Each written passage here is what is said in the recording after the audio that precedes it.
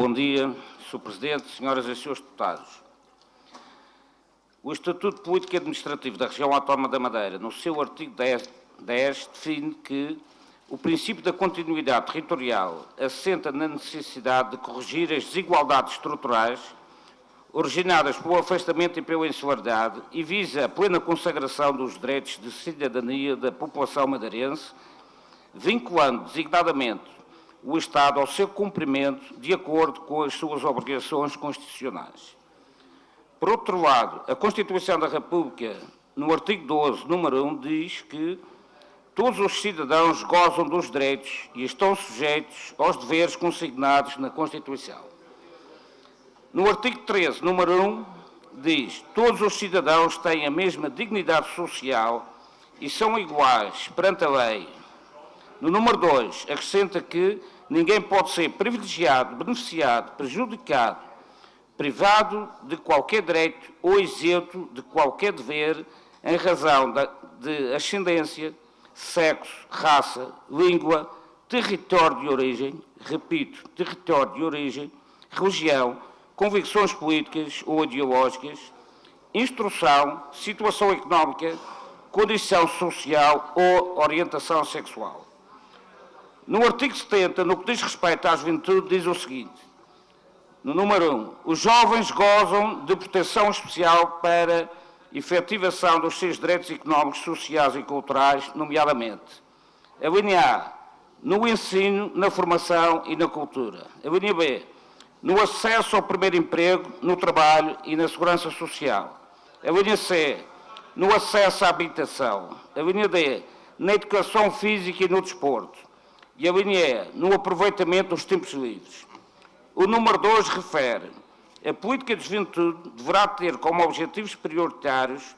o desenvolvimento da personalidade dos jovens, a criação de condições para a sua efetiva integração na vida ativa, o gosto pela criação livre e o sentido de serviço à comunidade. O número 3 diz ainda: o Estado, em colaboração com as famílias, as escolas, as empresas, as organizações de moradores, as associações e fundações de fins culturais e as coletividades de cultura e recreio, fomenta e apoia as organizações juvenis na persecução daqueles objetivos, bem como o intercâmbio internacional da juventude. O artigo 229 da Constituição,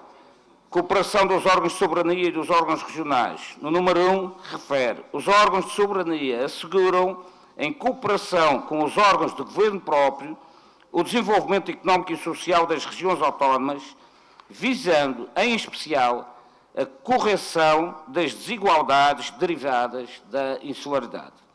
No número 2, os órgãos de soberania ouvirão sempre, relativamente às questões da sua competência, respeitantes às regiões autónomas, os órgãos de governo regional.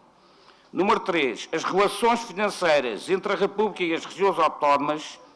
são reguladas através da lei prevista na linha F do artigo 164. Finalmente, o número 4 diz que o Governo da República e os governos regionais podem acordar outras formas de cooperação, envolvendo, nomeadamente, atos de delegação de competências, estabelecendo-se em cada caso a correspondente transferência de meios financeiros e os mecanismos de fiscalização aplicáveis. Feita esta introdução legislativa, vou agora abordar dois temas bem atuais que são exemplos de incumprimento e violação da lei e da Constituição da República. O primeiro diz respeito ao passe sub-23. A 31 de agosto do corrente ano, o Primeiro-Ministro António Costa anunciou para setembro o restabelecimento do passe sub-23, que permitiria um desconto de 25% nos transportes aos estudantes do ensino superior, independentemente das suas condições de recursos. Efetivamente, a 1 de setembro, foi publicada a Portaria 261/2017, onde se lê: a presente portaria aplica-se à aquisição dos passes para a utilização de transportes públicos a partir de 1 de setembro de 2017, portanto, data da publicação da mesma. Contrariando o prometido anteriormente, assim como na discussão do Orçamento de Estado, onde assumi que seriam feitas as alterações legislativas necessárias para que o passe mensal sub-23 abrangesse todos os estudantes universitários do país, a verdade é que voltaram a deixar de fora as universidades e os estudantes nas regiões autónomas. Lembre-se que o financiamento das universidades da Madeira e dos Açores, assim como a sua ação social escolar, são competências do Governo da República. Lembro ainda que, em devido tempo, foi aqui aprovada por unanimidade uma proposta do PSD sobre esta matéria, após apreciação na sexta Comissão, que alertava precisamente para a necessidade e justiça dos estudantes da Madeira e dos Açores serem contemplados por esta medida, que vem sendo justamente reivindicada desde 2009. Pelos vistos, a referida proposta não mereceu acolhimento ou mereceu, até certa altura, considerando o anúncio referido, feito pelo Primeiro-Ministro a 31 de agosto. Lamentavelmente, o publicado em portaria 1 de setembro não correspondeu ao anunciado na véspera. Mas um ignóbil ataque e violação dos direitos dos nossos estudantes e dos madeirenses em geral. O segundo tema diz respeito à participação de clubes madeirenses na competição nacional, nas várias modalidades, sendo o tratamento dado aos clubes da região diferenciado relativamente aos do continente, que é claramente discriminatório e ofensivo, se não vejamos. Por exemplo, no futebol não profissional, o Campeonato Nacional de Séniores, onde estão representados 3 equipas madeirenses, Marítimo B, Camacha e Câmara de Louros, enquanto os clubes continentais que vêm à Madeira jogar com estes beneficiam, ao nível de passagens aéreas, de apoio da Secretaria de Estado do Desporto, um valor máximo de 237,50 € por passageiro e para comitivas até 23 elementos, mais apoio suplementar para fazer face a despesas de alojamento, alimentação e transportes terrestres.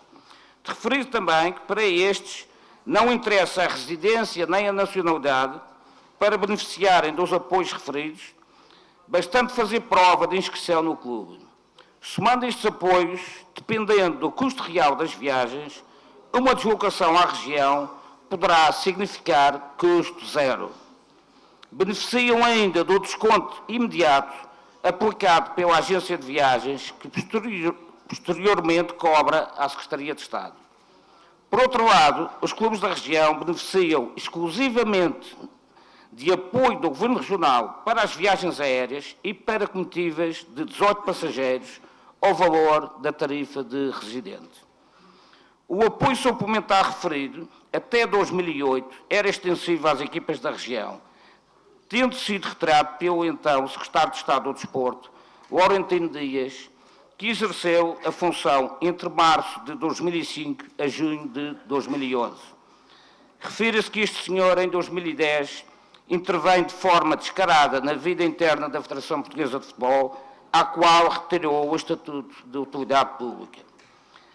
Ainda enquanto Secretário de Estado do Desporto, afirmou publicamente que desejava a vitória do Sporting de Braga na final da Liga Europa com o Futebol Clube do Porto, o que motivou a que o Presidente Pinto da Costa afirmasse em público que Laurentino Dias é grande, mas não é grande coisa. Sendo governante, a sua função é ser imparcial e tratar de igual modo todos os clubes. Acrescentou ainda que todos nos lembramos da forma como, em 1988, era então deputado do PS na Assembleia da República, presidente da Assembleia Municipal de Faf, e esteve por trás da despromoção do Famalicão e consequente subida do Faf à primeira divisão. A verdade é que até hoje esse apoio nunca mais foi reposto a favor dos clubes madeirenses. Por outro lado, se considerarmos que as verbas do PRAD, Plano Regional de Apoio ao Desporto, assim como para as locações aéreas, estão a ser processadas, na melhor das hipóteses, por volta do final de outubro, referentes à época anterior, e considerando também que os custos com a deslocação ao continente rondam os 3.500 €, a situação agrava-se ainda mais. Tratando-se de clube vindo da competição regional, como acontece atualmente com o Câmara de Lobos, que por via da conquista do título regional na época transata, ganhou o direito a participar na competição nacional, considerando os atrasos referidos, neste momento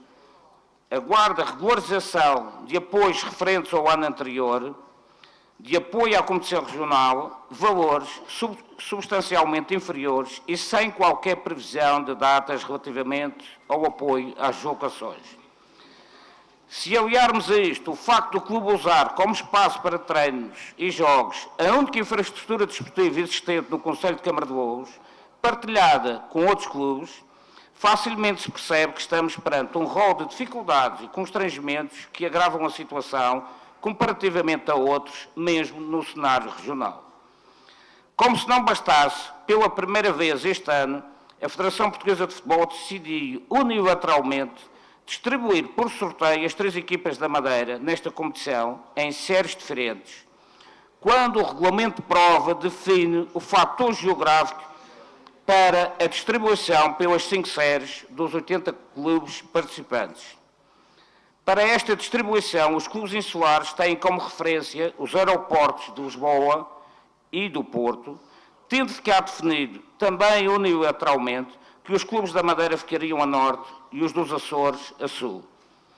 Violando os regulamentos, separaram as equipas da Madeira por séries diferentes, cabendo ao Câmara de Lobos a série mais a norte, onde se encontram os clubes da região de Trás-os-Montes e Alto Minho. Se considerarmos o fator geográfico que tem em conta as coordenadas do recinto onde se realizam os jogos, concluímos que o Estado de Câmara de Lobos é o que está mais a sul do país. O clube desloca-se aos estados mais a norte do país, onde está aqui o fator geográfico. Falta ainda referir que, face às escassas opções de voos para deslocações ao norte e a já conhecida insensibilidade de quem administra a TAP,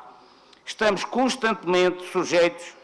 a fazer alterações que muitas vezes obrigam a prolongar estadias com os consequentes agravamentos financeiros. Desta minha reflexão, concluo o seguinte. Existe uma necessidade premente de se diligenciar no sentido de que o Concelho de Câmara de Lobos tenha, a curto prazo, mais um espaço para a prática da modalidade,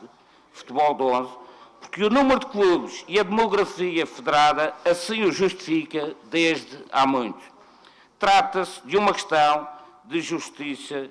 equitativa.